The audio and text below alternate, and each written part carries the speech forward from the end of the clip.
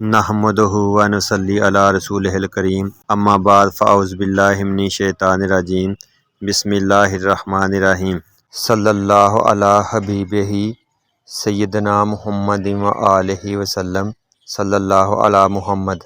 تمام اہل اسلام کو السلام علیکم۔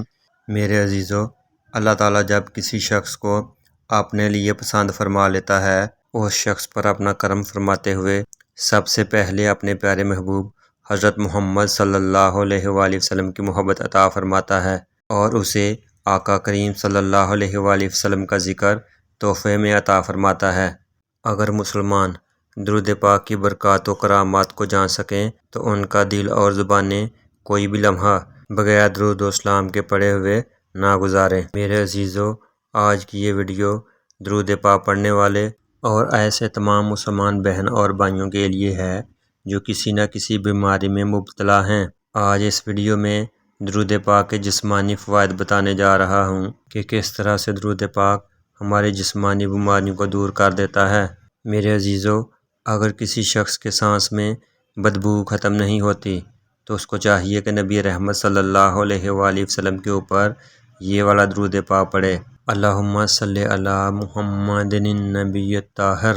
اس درود پاک کے پڑھتے رہنے سے اس شخص کے سانس کی بدبو ختم ہو جائے گی۔ میرے عزیزو، جس شخص کو ذہنی تناؤ کا مسئلہ ہو تو وہ بھی نبی رحمت صلی اللہ علیہ وآلہ وسلم پر کوئی بھی مختصر درود پاک پڑھے تو اللہ تعالیٰ اس کی ذہنی تناؤ کو ختم فرما دیتا ہے، کیونکہ درود پاک کی تلاوت اور پڑھائی ذہنی تناؤ کو کم کرتی ہے اور اس کو آرام دیتی ہے۔ میرے دوستو، آج کے دور میں ہر بندہ دل کے سکون سے بے چین ہے، تو اس شخص کو چاہیے کہ کثرت سے نبی کریم صلی اللہ علیہ وآلہ وسلم پر درود پاک پڑھے، کیونکہ درود پاک پڑھنے سے دل کو سکون ملتا ہے اور روحانیت میں اضافہ ہوتا ہے۔ صحت کی بہتری کے لیے درود پاک ایک مجرب نسخہ ہے۔ جو شخص درود پاک پڑھتا ہے، اللہ تعالیٰ اس کے جسم میں بیماری کو ختم فرما دیتا ہے اور شفائے کاملہ عطا فرماتا ہے۔ ایک مرتبہ ایک شخص کو نبی کریم صلی اللہ علیہ وآلہ وسلم کی خواب میں زیارت ہوئی تو وہ شخص بہت پریشان تھا، تو آپ صلی اللہ علیہ وآلہ وسلم نے فرمایا، اے میرے امتی، کیوں پریشان ہو؟ تو اس شخص نے کہا، یا رسول اللہ صلی اللہ علیہ وآلہ وسلم، پیشاب کا عارضہ لاحق ہے، اور یا رسول اللہ صلی اللہ علیہ وآلہ وسلم، مجھے دن رات میں ایک پل بھی سکون حاصل نہیں۔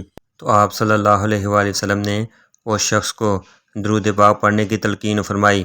جیسے ہی اس شخص نے آپ صلی اللہ علیہ وآلہ وسلم پر درود پاک کثرت سے پڑھنا شروع کیا، اللہ تعالیٰ نے اس شخص کو درود پاک کی برکت سے شفا دے دی۔